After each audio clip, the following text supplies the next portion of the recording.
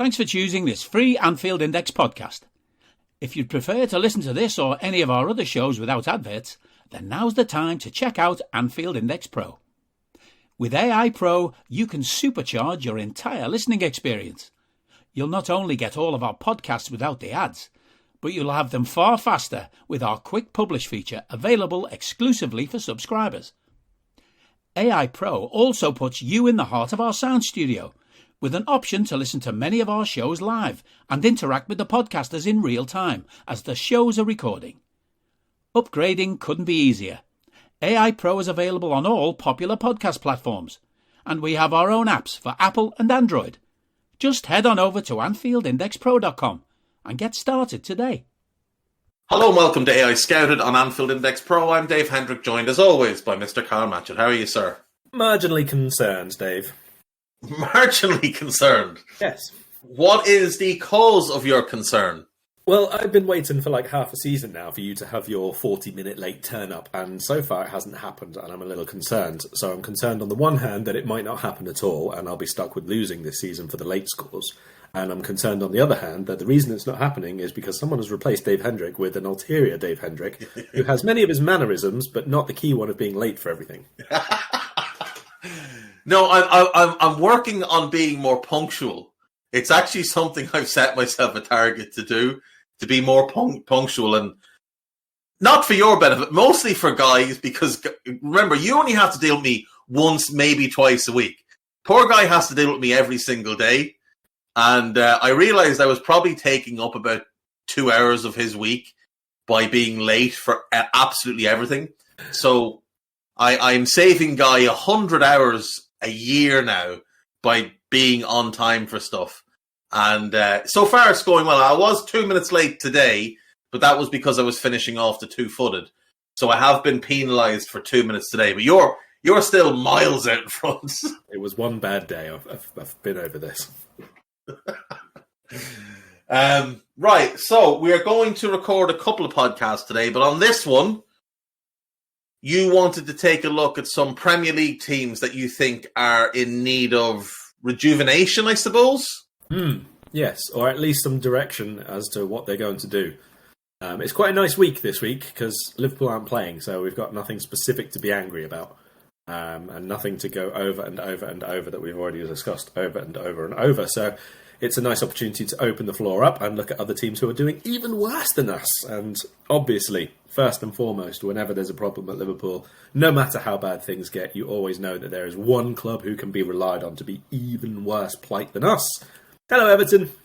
Our friends in blue. What a bunch of lads. What a bunch of lads. Karl Matchett, Frank Lampard has been sacked. The sweet prince is no more. I mean, as far as inevitabilities go, this one's up there, I have to say.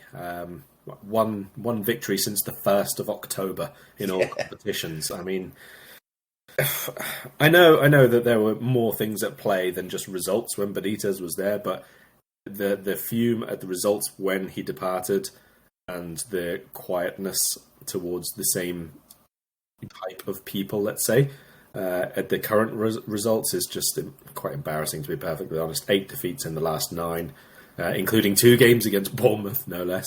That's quite impressive. How they managed to avoid the 9th game, which was actually away to Man City, is just one of those footballing things. So not just that, but obviously then the news that one of their prime assets in Anthony Gordon is being targeted for about a third of the price that they rejected in the summer.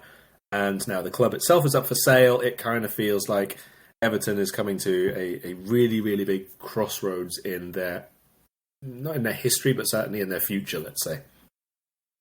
Yeah, so just to highlight how bad they've been of late. So, like you said, the league form has been an absolute shambles. They beat Southampton on the 1st of October. And since then, their only win in all competitions was a 3-0 home win against a very messy Crystal Palace team. That is not ideal, considering they have played 12 league games and won one of them, and 2 cup games and obviously lost both of them. So 1 win in 13 games, 2 draws, 1 against Fulham, 1 against City. Both of which, by the way, are good results. But to further highlight how bad this is, Southampton have won 1 league game since the middle of October, and that was against Everton. And Bournemouth have won 2 games in all competitions since the 8th of October. They beat Leicester on the 8th of October. Since then, they have played 11, 12, 13, 14 games. They've drawn 1 of them, which was their last league game against Forest, and they've won 2, both against Everton, and then they lost the rest of them. Everton are not just bad, they are horrendously bad. They are the worst team in the Premier League right now, without a shadow of a doubt. And they're the one team you'd look at and say there's no real hope for them. Because at least with Southampton, you can look at their squad and there's a lot of reasons for their fans to be optimistic about the future. Even if they went down, I still think they could keep most of that squad together and be a very exciting team next season in the Championship to come back up. I'm not sure about the manager, but whatever. Bournemouth have new owners. They're spending some money. It looks like Nico Jackson's on his way. I want to get your opinion on him. Ouattara signed. I don't think they're the right signings for now because I think they needed defenders, but they're 2 very exciting young attackers coming in for combined fee of about 40 million, which is sizable money when you're Bournemouth and you're down there. But for Everton, there's nothing. Like, as you said, Gordon wants out. By all accounts, Amadou Onana is now looking for a way out and would like to go in this window, not waiting for the summer. Bielsa has said the squad is too slow and doesn't want the job. The stadium is sort of up in the air because Mashiri can't afford it without Usmanov's billions. There's conflicting messages about the status of the owner because The Guardian have a report that says the club is for sale, and Mashiri, in an interview he recorded on Saturday, has said the club is not for sale, but he is looking for investment largely to cover the cost of the stadium. But even if the club is up for sale, according to The Guardian, the asking price is 500 million. But it's not just 500 million, because if you buy the club, you're also buying the commitment to build the stadium, which is about another 500 million. So you're talking about £1 billion before you get into anything else, including obviously fixing the playing staff. So £1 billion for a club that could well be a championship club come August. Yeah, it's very, very problematic. And in the short term, you look at the results that they've had of late, and even like just the last, since Boxing Day, they've played all the teams around them. And that's the worrying thing, is that they haven't taken any points off any of those clubs that they're directly battling against. Go back a little bit further, they lost to Leicester when Leicester were either bottom or just off the bottom, start of November. Yeah. And the Bournemouth one that you mentioned, they lost to Wolves, who were bottom. Brighton, Man City, Man United obviously not. Southampton bottom, they lost to them. West Ham, who were just inside or just outside the relegation zone. Yeah, they were 18th, yeah. They've lost to them as well. So it's not just the fact that all the defeats are bad, it's that they are losing to all the worst teams in the league. And there's not really much to look at and say, well, this is what they can change immediately now and go on a run against Arsenal, Liverpool, Leeds, Aston Villa, and take big points hauls from those. Yeah. I think it's fine that, Lampard has gone like when he has, if it wasn't going to be any earlier, because then the new manager coming gets basically 2 games to try and get a system, let's say, in place against teams who would be expected to beat them. And then for 2 really, really important matches, they are at home. Home to Leeds, home to Villa. They've got to try and get something out of at least one of those games, really, before we'll be heading towards the run-in, really. So it's very, very difficult looking for them at the minute, but I do maintain that out of the, let's say, the bottom 6 clubs, Everton shouldn't be in the bottom 3, not with the squad that they have. I know it's not perfect, and we've gone over it before about how they've done a lot of silly things, and they are definitely lacking in certain areas, but I do still think that there's enough quality there to not be in the bottom 3.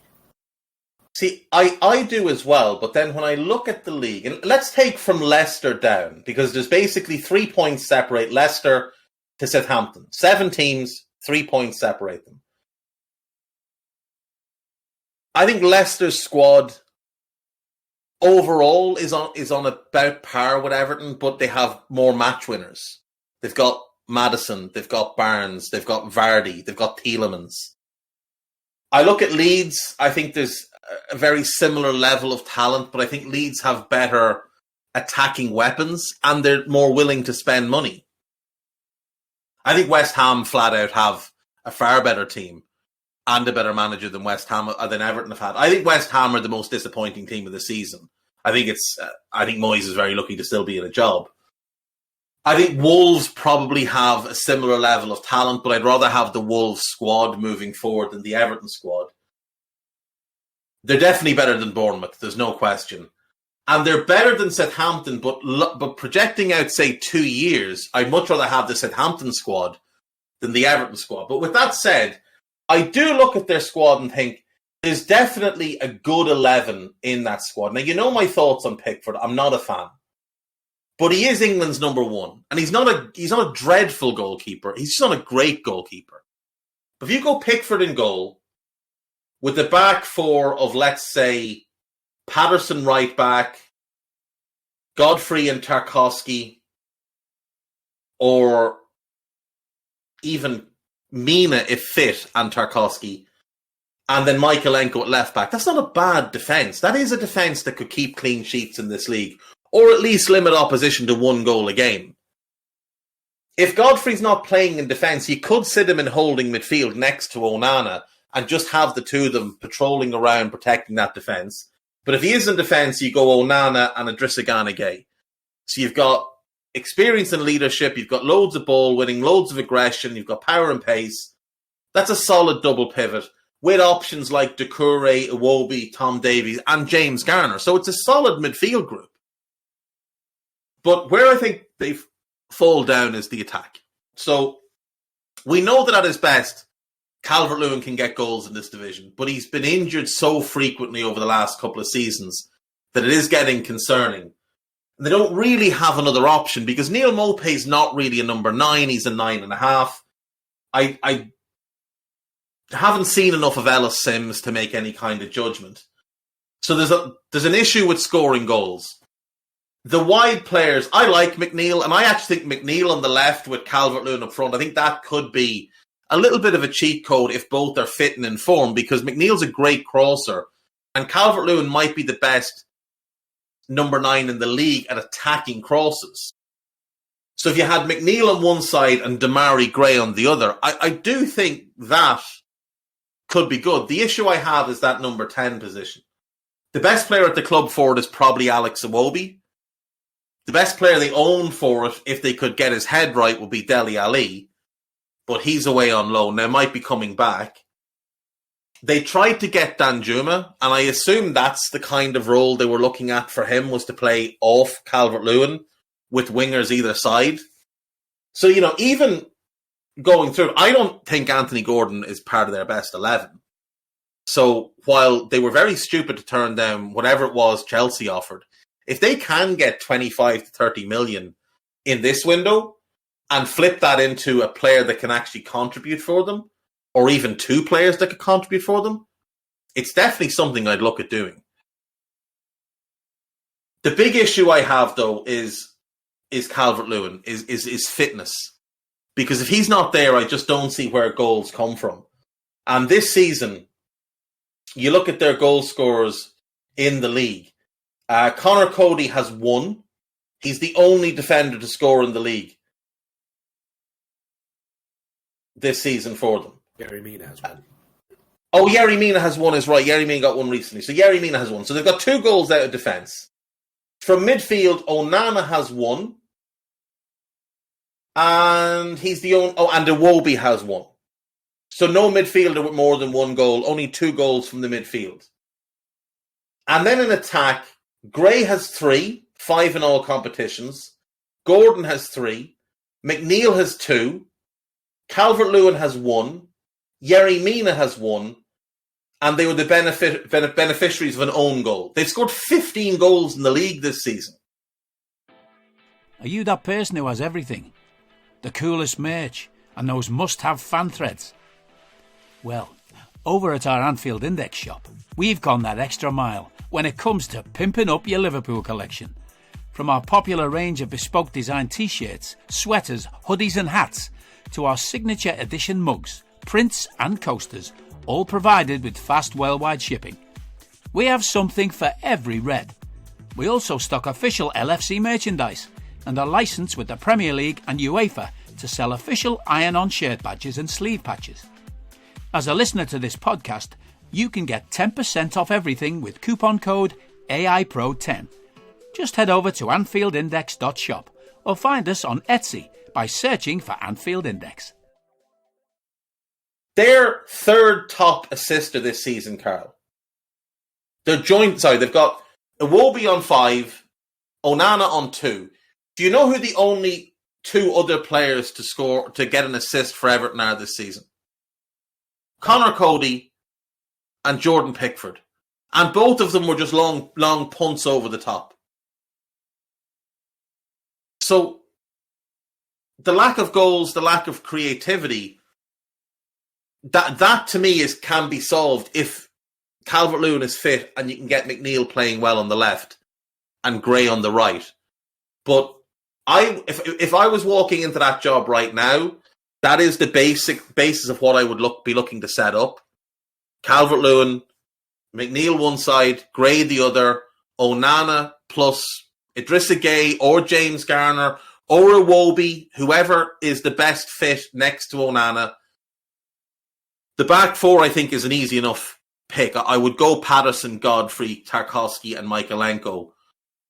Largely because I don't trust Yerry Mina's fitness and I don't want a defender who's going to be in one game, out the next. Now, I know at the moment Patterson's injured, but Seamus Coleman will come in and he'll give you 6 out of 10. That's fine. But I would be setting up that goalkeeper, Pickford, that back four, and the two holding midfielders. And those I would play every single game. Every single game I can. Whatever midfielder wins that spot next to Onana, that's who I'd be going with every single game to try and build some stability. The only reason they're not nailed to the bottom of the league is because they had a decent run defensively early in the season. But that would be that. And then 2 wingers and a striker. And then I'd be looking to take the Gordon money and find someone to play in that number 10 role. Someone that can give me a bit of creativity and some goals. And I'd probably look at Iliman Ndiaye from Sheffield United, who I think is ready to step up. I think you'd get him for probably around 25 million. And then I'd look to find a striker to bring in on loan if possible as a backup to Calvert-Lewin who can do similar enough things. Now, one of the ideal ones could have been Weghorst, but obviously he's gone to United. But if I could get another big striker in who is aggressive, who's decent in the air, who's got a decent bit of speed, that's what I'd look to do. I mean, I think that Everton's best chance at this at the minute is, I did say this at the start of the season, what I think Lampard's job is really, and he's failed miserably in doing it. This was much more about organisation. Everton need, first and foremost, a coach to put them in order, because the back four that you've mentioned have played. They have played, and they've played together. Godfrey, not quite so much, and obviously Patterson's been in and out with injury, but basically those individuals have been the go-to ones when they're available. But the problem is that they're all over the place. And the problem is that they have chopped and changed, and the players in front of them have been a double pivot, and then it's been a 3, and then it's been a little bit all over the place, and they've never really, since those early first weeks of the season, looked like a very, very cohesive unit. And it's going to be very difficult for them to get out of where they are if they can't do that really quickly. I thought when the links came out first that Bielsa was a very, very poor idea for them. If their plan was to stay up this season, it would be hell watching those players trying to do what he asked them to do. It would be hilarious. But the one thing that you lose with Bielsa is the only thing they've had this season is they've had a bit of defensive structure. And you lose that with Bielsa because he'll make them go man-to-man. And you can't ask players like James Tarkowski and Connor Cody to go man-to-man against opposition players because they will get torn apart. They work in systems. The other option you'd have is to stick with the back 3 and go Godfrey, Tarkowski, Michaelenko, bring him back in as the left-sided centre-back, which I think is his best role, left-side centre-back in a back three, and then play Patterson and Ruben Vinagre as the wingers, as the wing-backs. Because I think Vinagre is a good player. I don't understand why he's played so little this season. I hate watching Michaelenko play as a wing-back. I think that's awful. And then you go 2 in midfield. So you keep a lot of what Frank has done, which is that defensive base of 7. Gray, McNeil, Calvert-Lewin. Now, that's doing with no signings, but I don't know if that's good enough to keep them up, because I just don't know there's enough goals there, because I can't trust Calvert-Lewin at this point. I mean, I personally, with what Everton have at the minute, would just go with 2 up front. And whether that's a 4-4-2 or a 3-5-2, I would do that either way and play Calvert-Lewin and Gray. I think Gray is probably their best ball carrier. He's not shy of shooting, that's for sure. He gets himself into good areas, and he's one with speed, and he can run the channels because obviously he's played wing quite a lot of the time.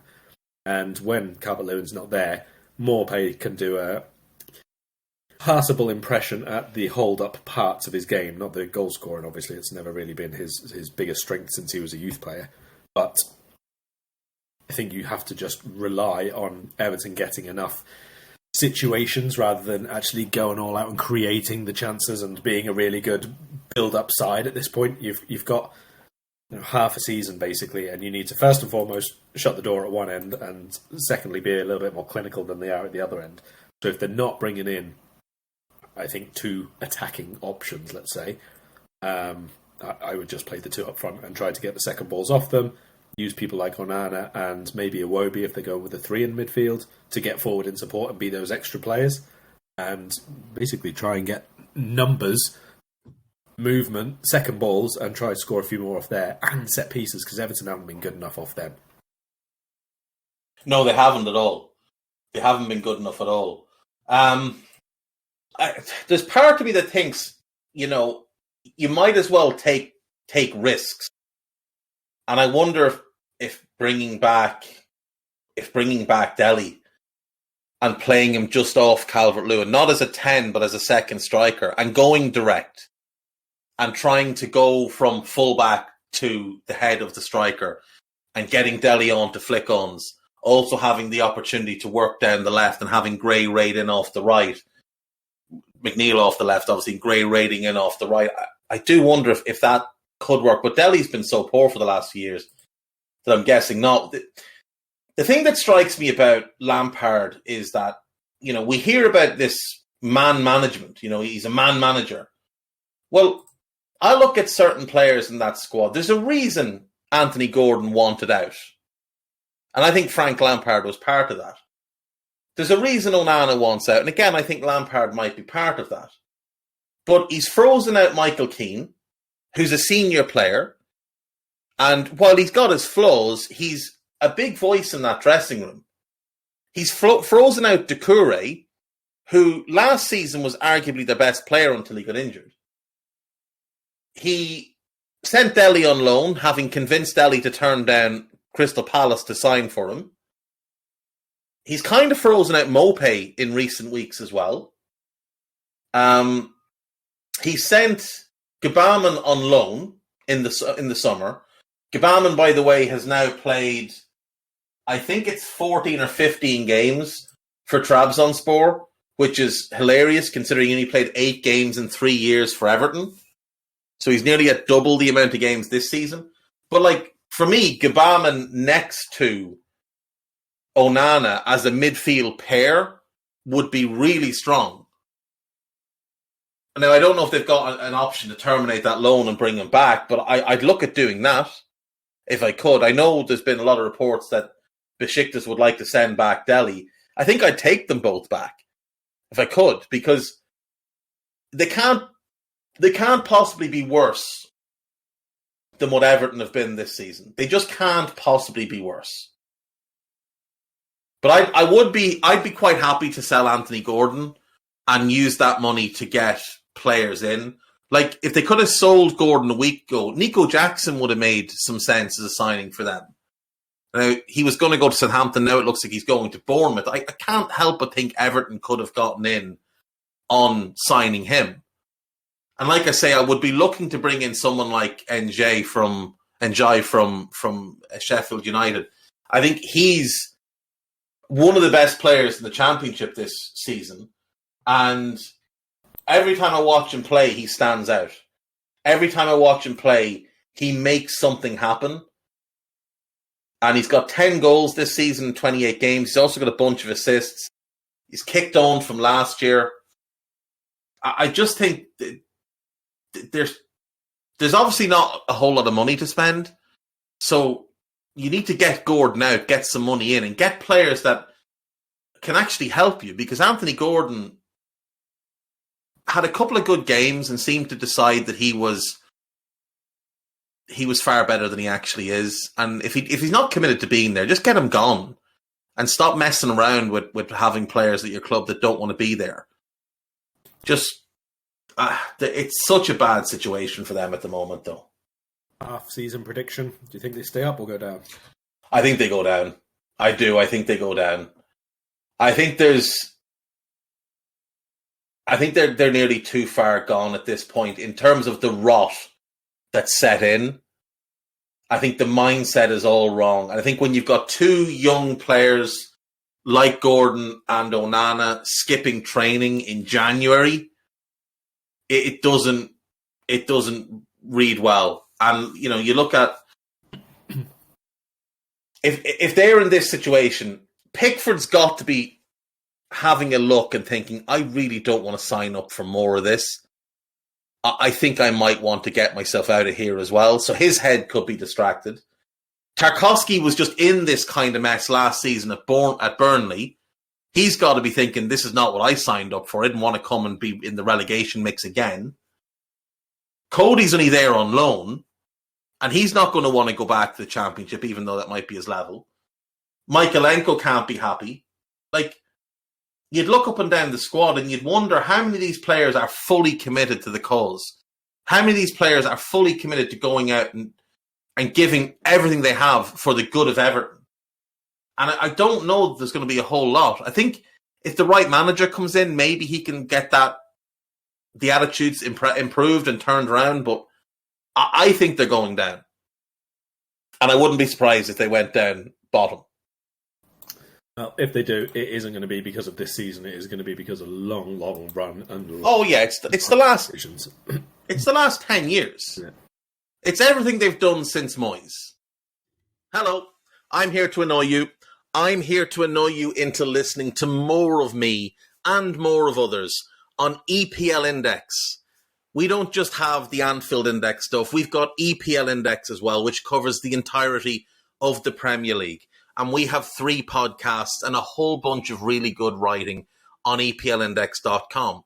The podcasts are my own two-footed podcast, which is every day at 4 p.m, Monday through Friday, covering the whole league. We have A Tad Predictable, hosted by Tadiwa. You know Tadiwa, he does Anfield Index. He presents A Tad Predictable before every Premier League match week. And then Kevin De Vries and his crew on the EPL Roundtable, they're every week after the Premier League match week. So make sure you listen to everything we're doing on EPL Index and follow us there on Twitter at EPL Index. Thank you. Bye-bye. Because they got Roberto Martinez in, they had that good first season and then things started to go poorly. They binned him off, they got Koeman. They spent a lot of money and most of it badly. We all remember the summer where they signed 11 attacking midfielders. Then they went and tried to get Marco Silva from Watford.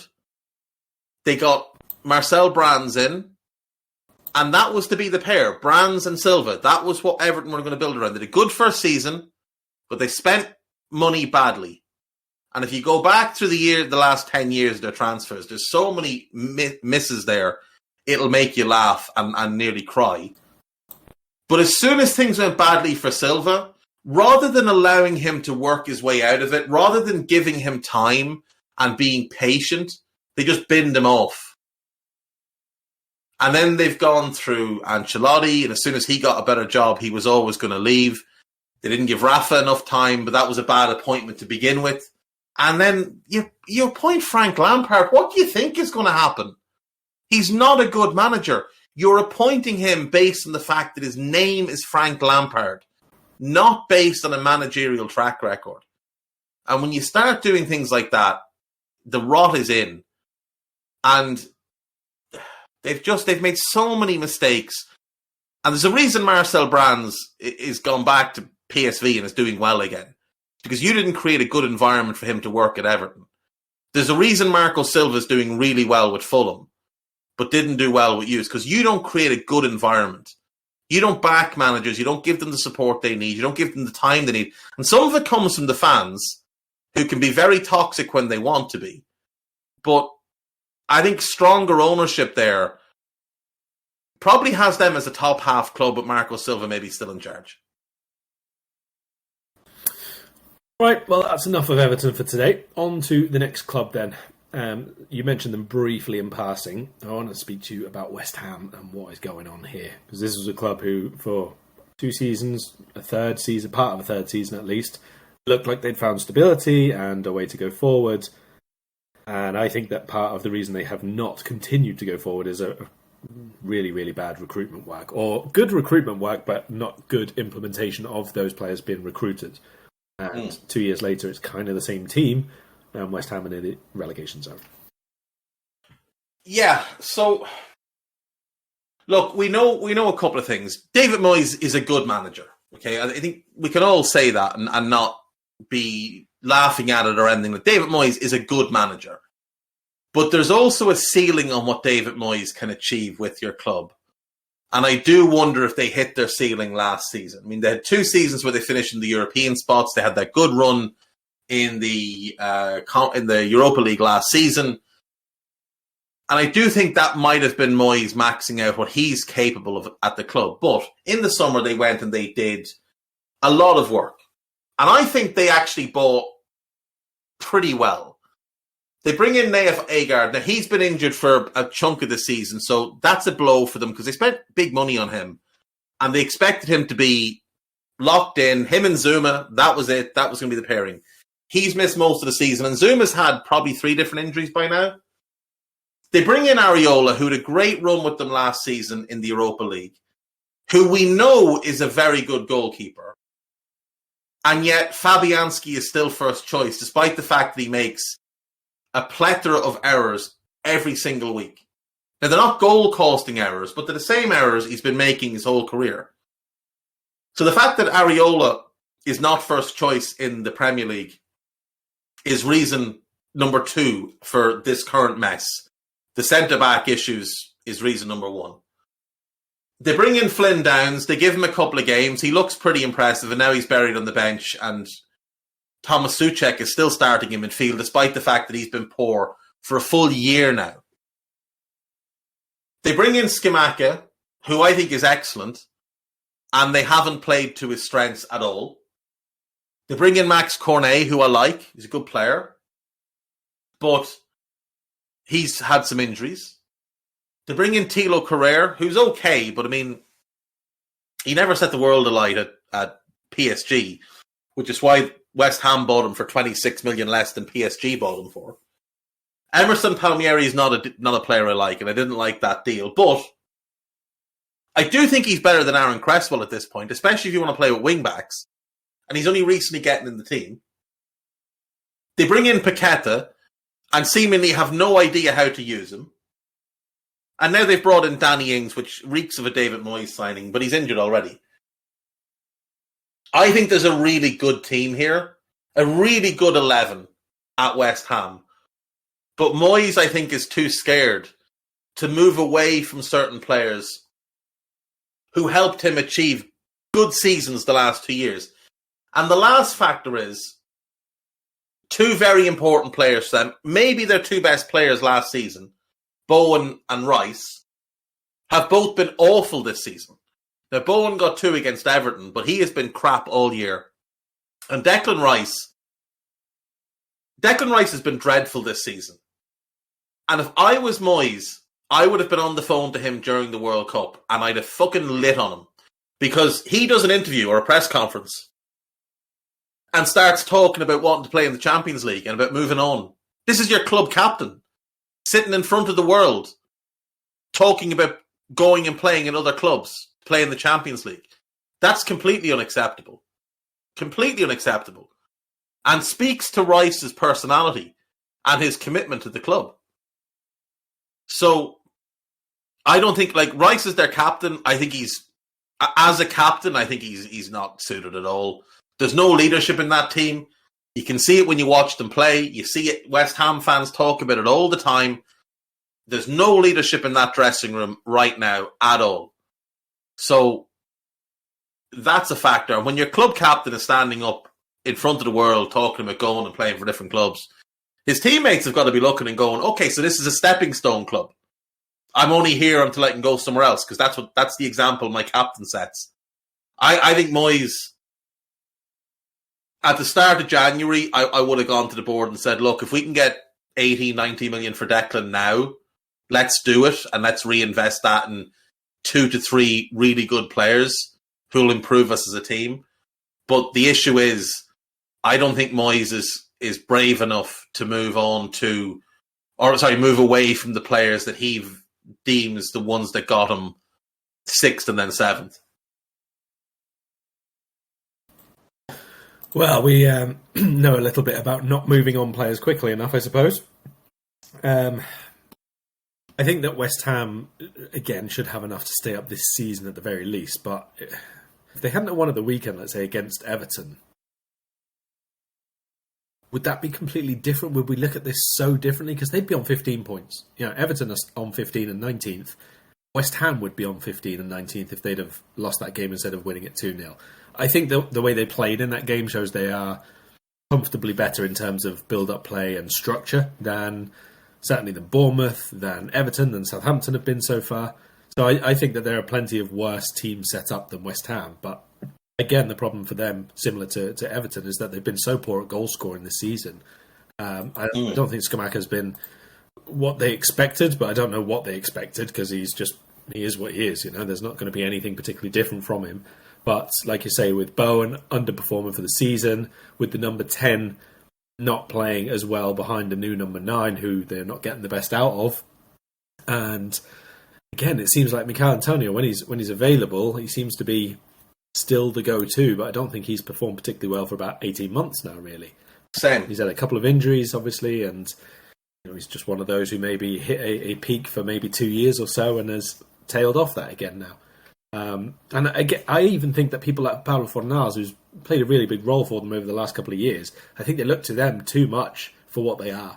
I like Fornals. I think he's a good player, but he's not like a creative genius match winner week after week. And it's kind of he's one that keeps things ticking over. Yeah, and it's kind of who they look to. And like Souček didn't start the season particularly well, and I think Ben Johnson's a very good player, but he's been out the side as well. So it's Ben Johnson should undoubtedly be their starting right back, but for some reason Vladimir Coufal is still playing, and Coufal has been dreadful because he got overplayed. See, one of the problems here is West Ham last season had quite a small squad, or at least a small squad of players that Moyes trusted, and he ran them into the ground going Premier League, Europa League, Premier League, Europa League, Premier League, Europa League. Wasn't rotating at all. And if you look at it, Coufal, key in that, awful season so far. Souček, key in that, awful season so far. Rice, key in that, awful season so far. And Bowen, key in that, awful season so far. Because they got overplayed last year, and he's still overplaying them this season. Because he's not willing to just say, right, we're going to leave Declan, you're going to sit out the next game. Flynn Downs, you're going to start in midfield. Next to Fornals, the two of you just sit in. You know what to do. Just keep things simple. Shield that defence. Move the ball on. Don't overplay. Don't take too much out of the ball. Get it wide. Get us forward. That's all you need to do. But he doesn't have the guts to do it. It's like he thinks if Rice is not there, the whole thing's going to fall apart. But it's falling apart with Rice there. Yeah, again, I think there's been a lack of evolution, I suppose, is probably the word here. You can't just do the same and the same results happen, because everyone around you is improving or trying to as well. And obviously it only takes like 1 or 2 things to go wrong for you and 1 or 2 things to go right for half a dozen other teams, and you're suddenly completely the opposite end of the table. And like I said before, the number 9 and number 10 positions being the ones which have not gone particularly right for West Ham this year is very, very problematic. I think overall I'd back Moyes out of most of the other managers down there to do enough from a defensive standpoint at the very least and be organised enough, but goal scoring, big issue. They need to get a bit more out of who they've got, and even people like Maxwell Cornet, who I think has been quite a big miss. I think they could have used him very, very nicely this season. They need a bit more from maybe Benrahma and so on, but just about I think they'd be okay.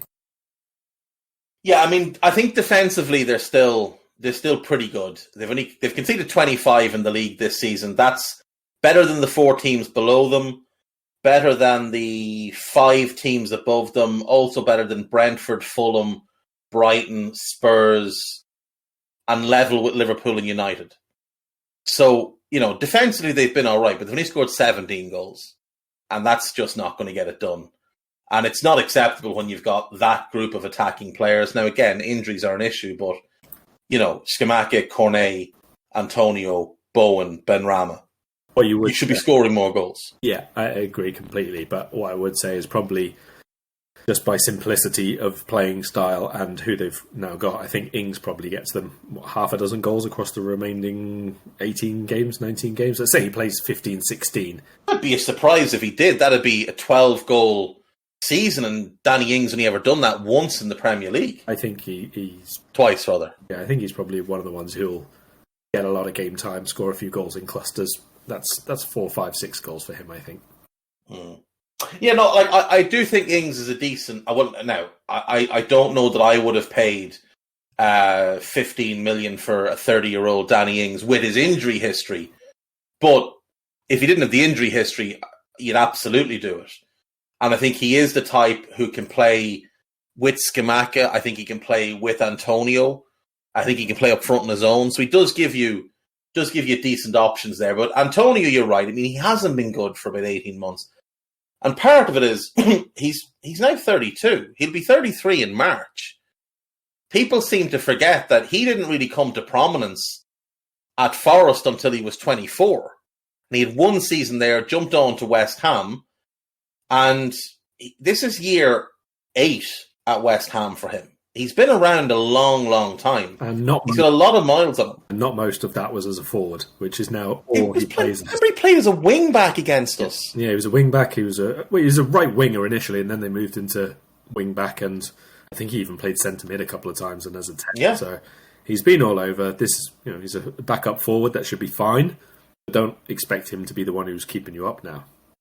No, definitely not. He's a support player now. But they've got to get Scamacca back fit, and him, and the future of West Ham. If Rice is going to leave in the summer, the future of West Ham, at least for next season, is Scamacca and Paqueta. They're the two. With Bowen and Cornet maybe as the supporting options who'll get you goals from wide areas.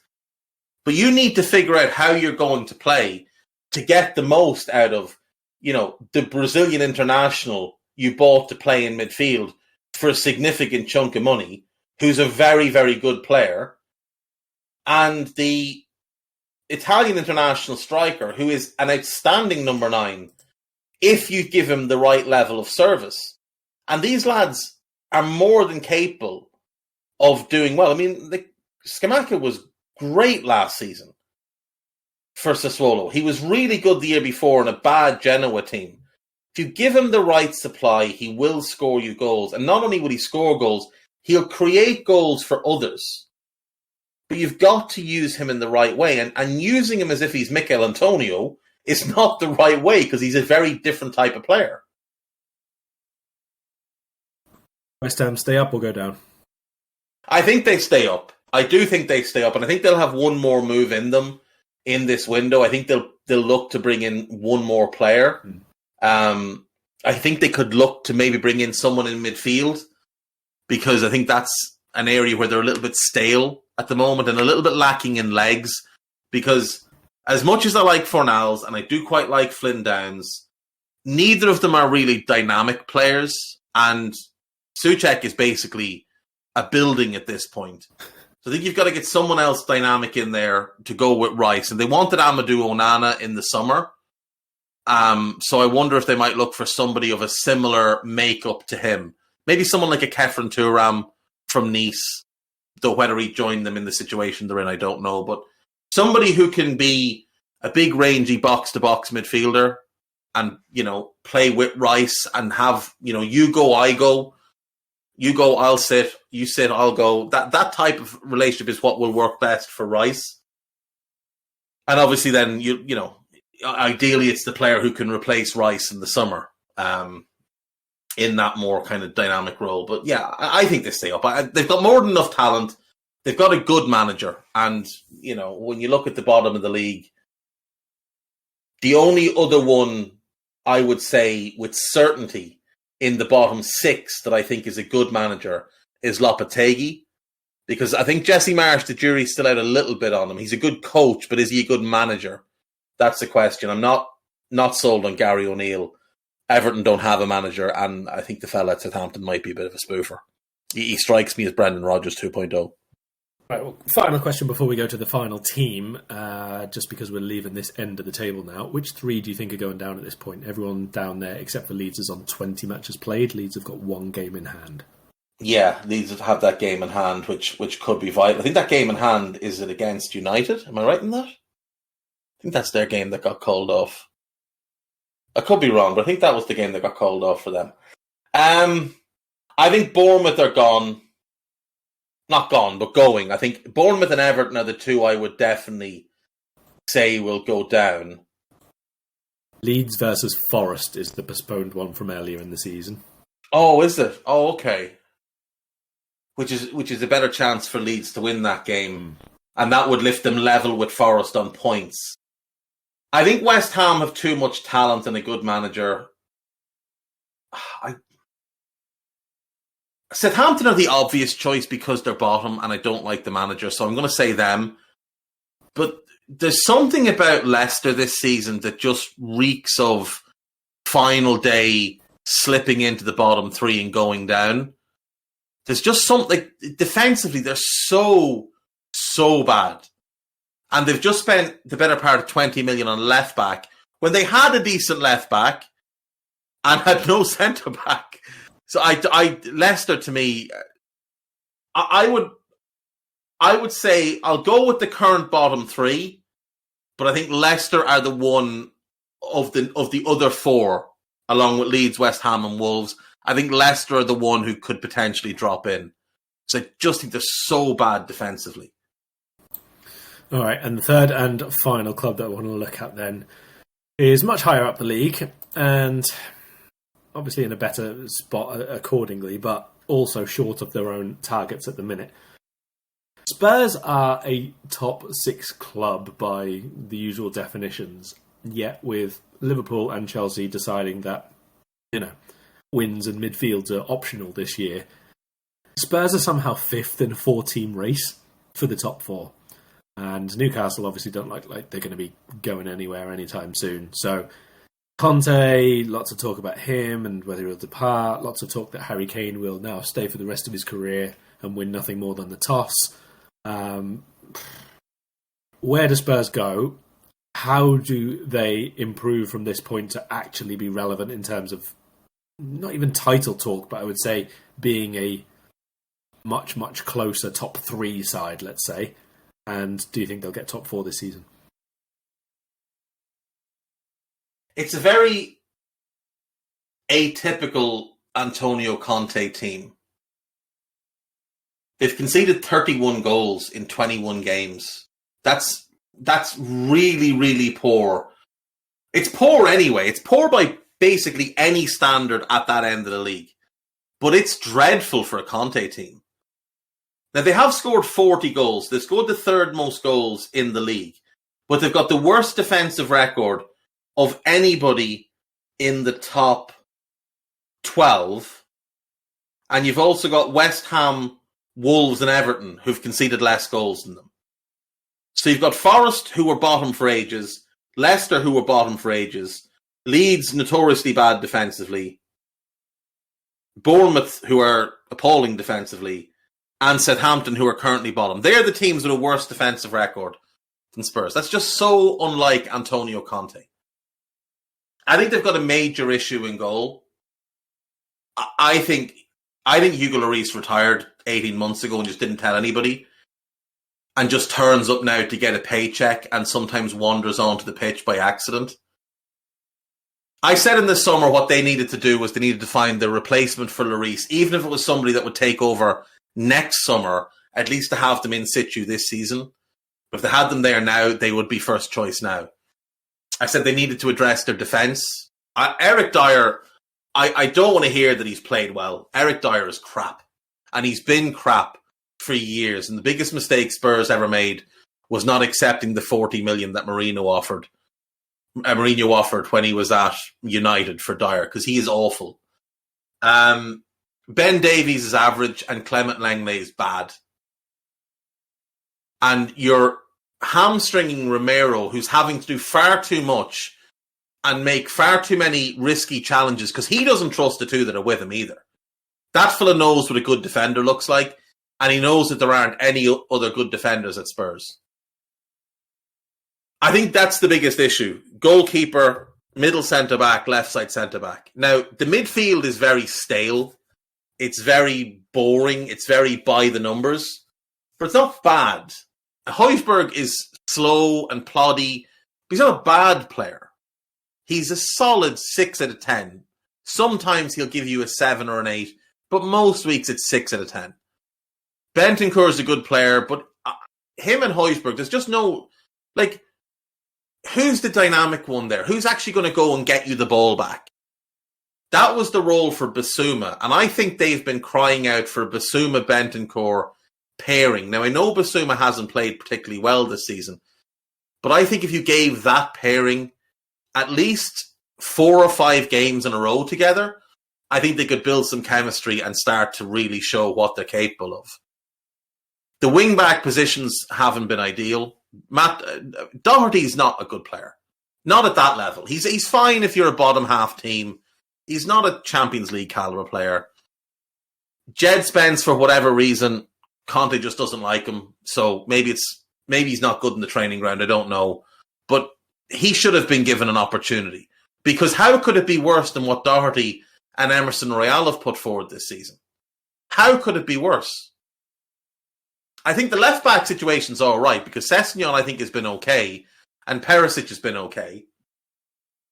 And then up front, you've got one very obvious issue, which is that Heung-min Son read that Liverpool were interested in him and decided to play like a Liverpool player this season and has been awful. And then you've got the Kulusevski issue, which is that he can't stay fit for prolonged periods of time. And when he's not there, because that midfield lacks anything resembling dynamism, he has to be the one that links midfield and attack. And when he's not there, nobody else does it. Now, Bryan Hill has had a couple of games recently, and he's looked quite good, finally getting an opportunity. And I think they'd be absolutely mental to move him on. I think him as the backup to Kulusevski gives you 2 players that can do that role. But Son having such a bad season is one big factor. And that mess at the back with Lloris, Dyer, and either Davies or Longley, that to me is where this team is falling down. And I don't really understand why we're 3/4 of the way through this transfer window, and there has not been one link to a single centre-back, not one link to a goalkeeper. They're signing Danjuma on loan, and they're looking at Zaniolo. Not one link to a centre-back or a goalkeeper.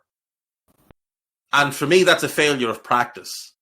And I wouldn't be surprised if Conte just says at the end of the season, you know what, lads? Thanks, but piss off. I'm going to go somewhere else where at least people know what they're doing. Paratici's bad at his job, and Daniel Levy, to me, has been disconnected from the club for a couple of years because he's been so focused on building the stadium. Because he did a great job at helping build that first team under Pochettino. And I think he's taken his eyes off things because of the stadium the last few years. And he's allowed a mess to form. And if it wasn't for Conte, I feel like they'd probably be sitting joining us and Chelsea in the middle of the table. And I don't think Conte's had a great season either. I just think he's been able to manufacture a couple of wins for them. And obviously the fact that they have the best number 9 in the league. I don't need a VPN. I've got nothing to hide. This is what I used to tell myself before I hooked up with LibertyShield.com. Not only is my home internet now fully encrypted, but I can now access all the websites I want, whenever I want, and do so from absolutely anywhere. As a Liverpool fan, I love to know I can now watch every match, regardless of whether it's on UK TV or not. My Liberty Shield VPN makes sure nothing is blocked and guarantees me super fast streaming speed throughout that match. You can get connected right now with their software package, which includes a 48-hour no-obligation free trial and instant access to their apps for Apple, Android, Fire TV, PC, Mac, and Android TV. Or go a step further like I have and get one of their pre-configured VPN routers. These small but powerful devices allow you to easily connect every device in your home to VPN, making it the perfect solution for smart TVs, Mag boxes, and games consoles. Visit LibertyShield.com today and use coupon code AIVPN25 to get 25% off at checkout. I mean, I would place a little bit more blame on Conte than you would. I think he's been pretty terrible setting the team up this season, especially in the biggest of games against the better sides. I think they've largely been poor with that. But overall, even some of the teams that they should be beating, the way they start every single match the same way, I think there's a lot of this season rides on Conte personally. But in terms of the playing squad, I agree almost to the letter there. I think the defence is shambolic. I think the way that they've not addressed it and the players that they did bring in, I mean, Longley was clearly just because they were offered him, he was available, and they hadn't got anybody else. It seems very, very much that, we joke about it, but it seems like Paratici basically has bought the one who was available from his former clubs, and there isn't anybody else available, so he doesn't know where else to go now. And that's all he can do for defensive work. So it's... We should also highlight that undoubtedly for me, the Premier League flop of the season is Richarlison. Yeah, less than 500. 60 million pounds. 0 goals in the Premier League. 0 goals. Now, I'm not a big fan. I never was a fan. I thought I could see the logic in it because he can play as a 9, he can play off the left. So you've got one player who can be the backup to Kane and Son. He has been awful. Yeah, I mean, I agreed at the time. This was a decent, an expensive, but a decent addition because he gets them a fourth forward for 3 positions who are more or less going to be on a similar level to each other.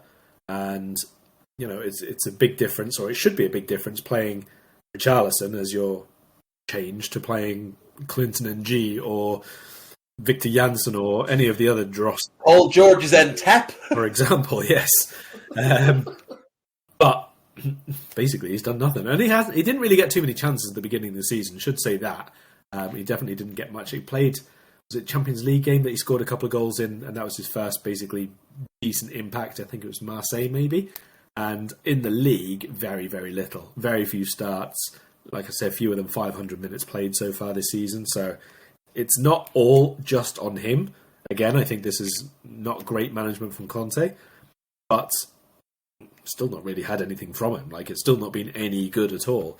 And he scored in 1 game, in 18 appearances. One game. The top 5 players Spurs have in the Premier League by minutes this season, I think, says a lot about the problematic thing that they've had. They've had the very same lineup on many occasions. Kane, obviously fine. Vice captain, plays up front, top scorer. Okay, fine. Hugo Lloris, terrible season.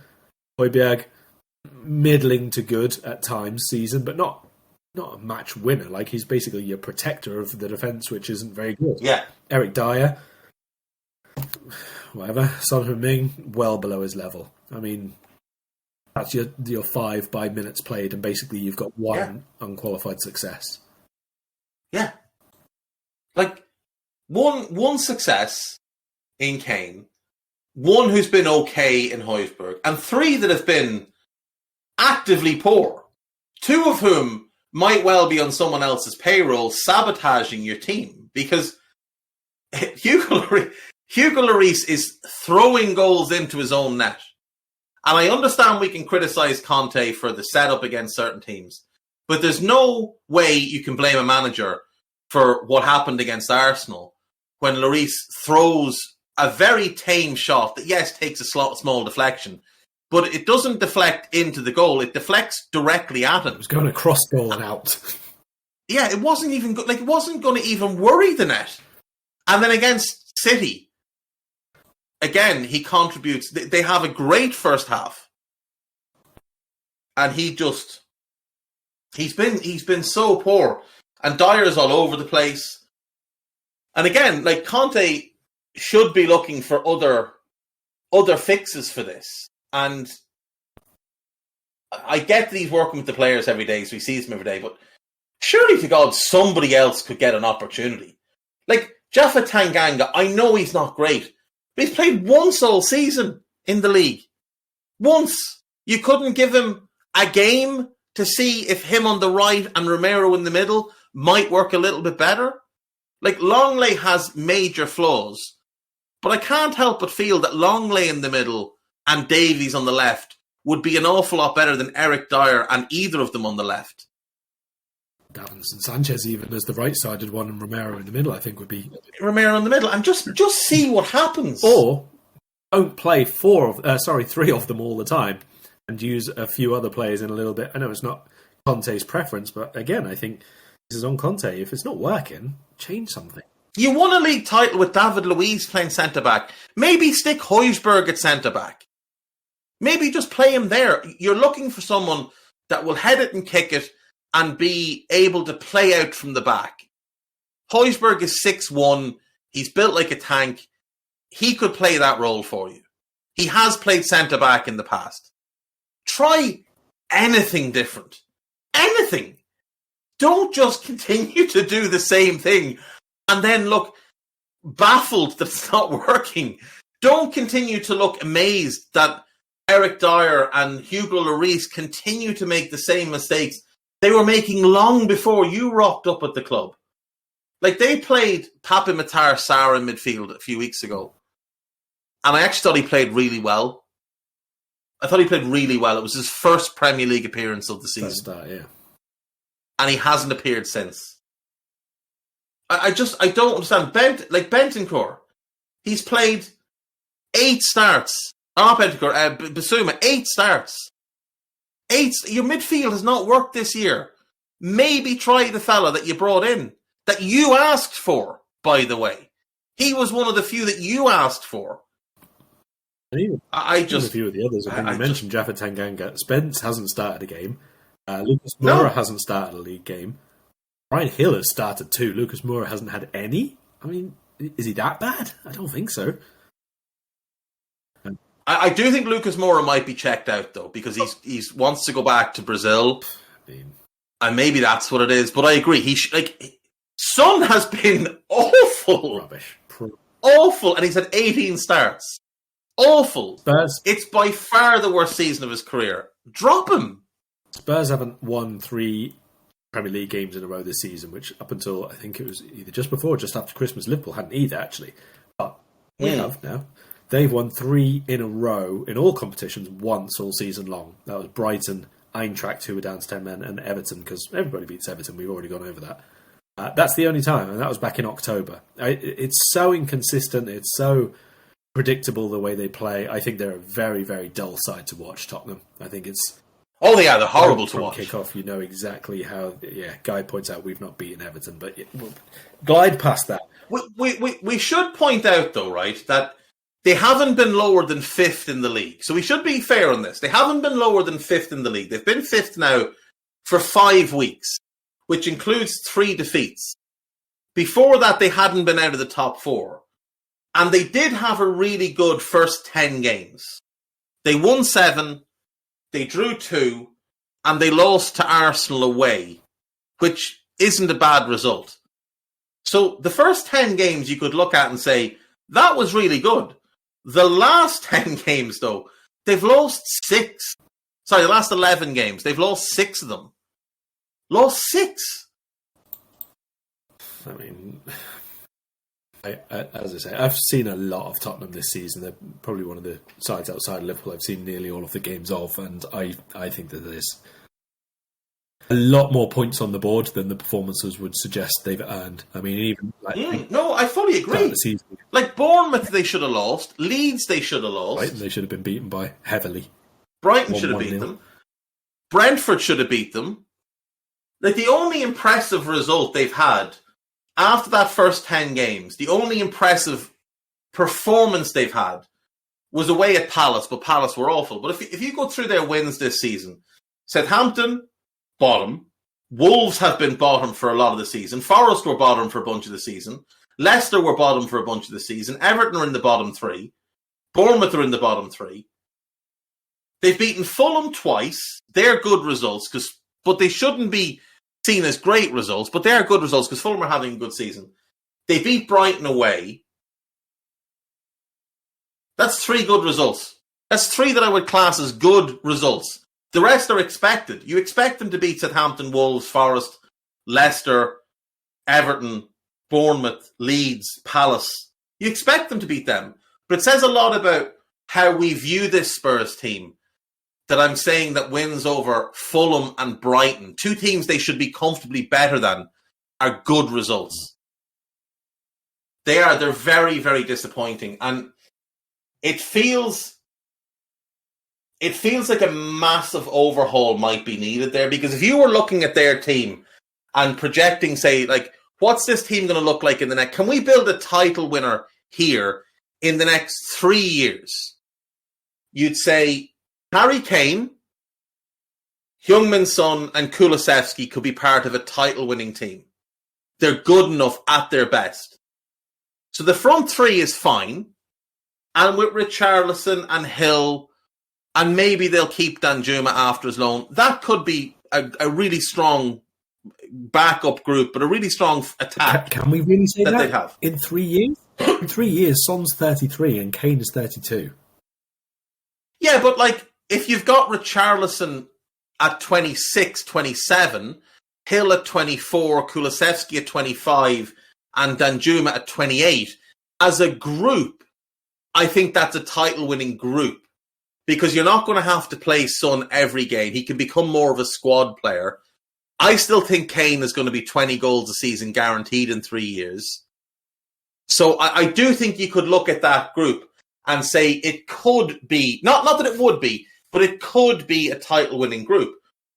But look behind it. Who else would you say? Maybe Basuma, maybe Matar Sarr. Bentancur and nobody else from that midfield group.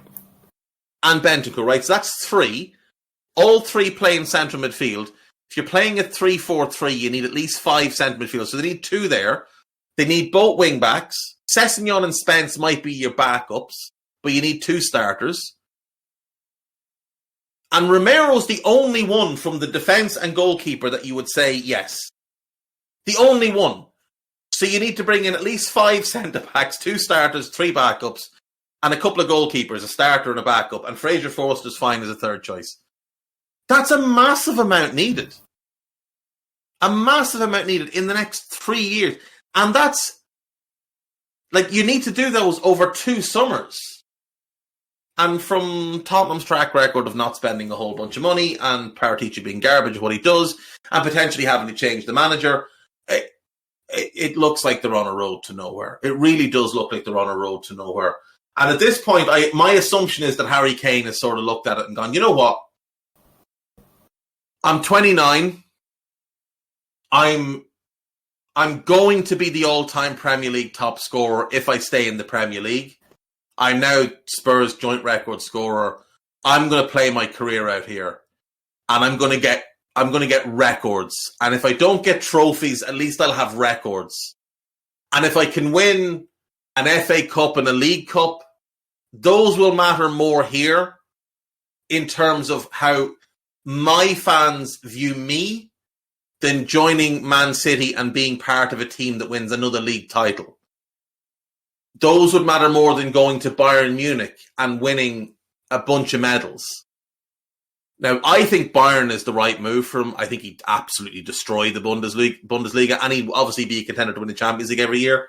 But I think if he could win an FA Cup, a League Cup, and let's say a Europa League with Spurs, I kind of feel like you'd have to say, you know what? Fair play. Fair play. You sacrificed potential honours to dedicate yourself to one club. Now, some would say it lacks ambition, but I mean, he's going to go down as Spurs' best ever player, I think. And if he can win some silverware there, I think it'll be worthwhile for him.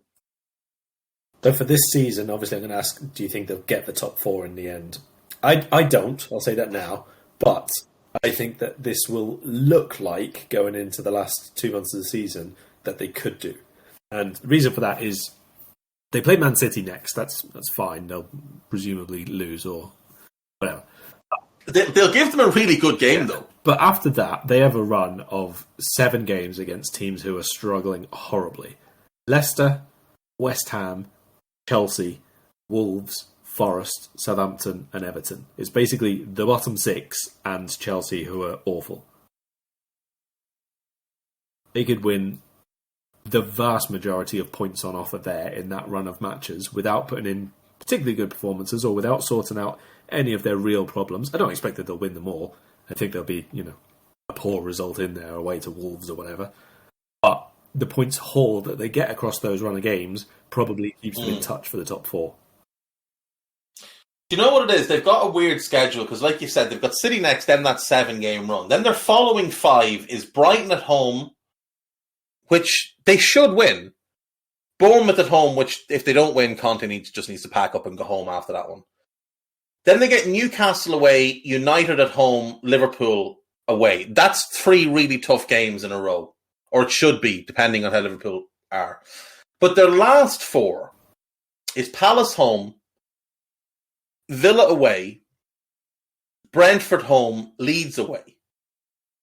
And if they're in the mix for top 4, if it comes down to the last couple of games, and let's say they go into that last 4 games level on points with Newcastle, as an example, and Newcastle have to play Arsenal at home, Leeds away, Leicester home, Chelsea away, I'd be backing Spurs to get more points than Newcastle. I think Newcastle have overperformed massively this season, and I do feel like they're running out of steam a little bit. I'm not buying this United team at all. I think Ollie Ball is what's got them thus far under Ten Hag. And he'll get praise for being pragmatic in the way Rodgers got praise for being pragmatic when he just abandoned his career-long principles to do something different. But I think Spurs can finish above both of them. The question for me is, can Liverpool and or Chelsea mount any type of charge on the top 4? Because I think if one can, it makes it more difficult. As things stand, I would say yes, I think Spurs will get top 4. Because I think Liverpool maybe have left themselves a little bit too much to do. Now, admittedly, we've played 2 games less than Spurs, and we're only 7 points behind them, but I think they can. Will they?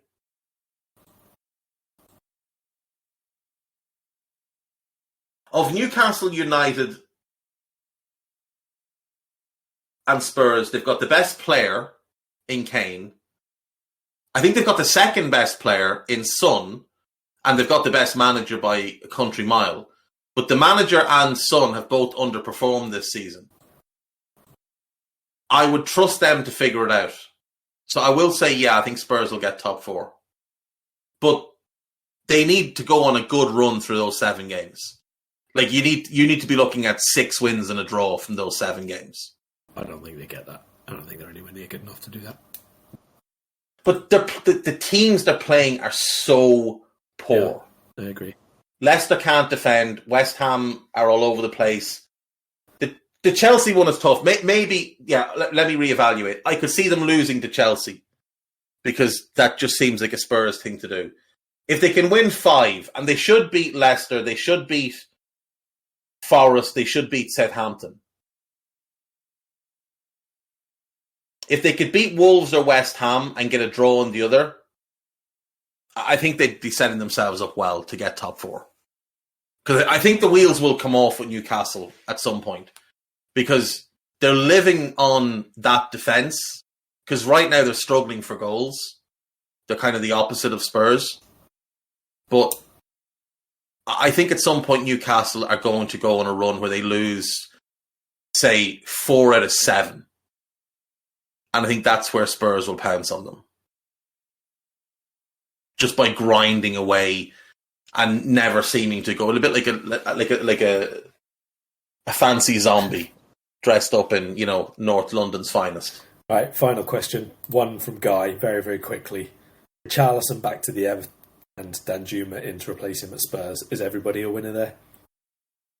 If they get the same amount of money back that they gave Everton... Or just on loan, I think. Just on loan? And Spurs play AC Milan and they're still in the FA Cup as well, obviously. But I mean, I'd probably prefer to have Danjuma. I think it would be a move that might suit everybody, but I don't think Spurs would do it because, I mean, how embarrassing would it be to send your £60 million signing back on loan 6 months after you sign them? They're not Chelsea, come on. No, exactly. Then they are silly, but they're not full-on stupid. Right, so that is that. We will leave that there, and we will be back later in the week to discuss potential sporting directors for Liverpool Football Club. So take care of yourselves, and we will see you soon. We hope you enjoyed listening to this Anfield Index show. Please be sure to subscribe to our channel so future podcasts find their way to your device automatically. There's nothing quite like fan engagement, and we'd love to know what you think of anything discussed on this show.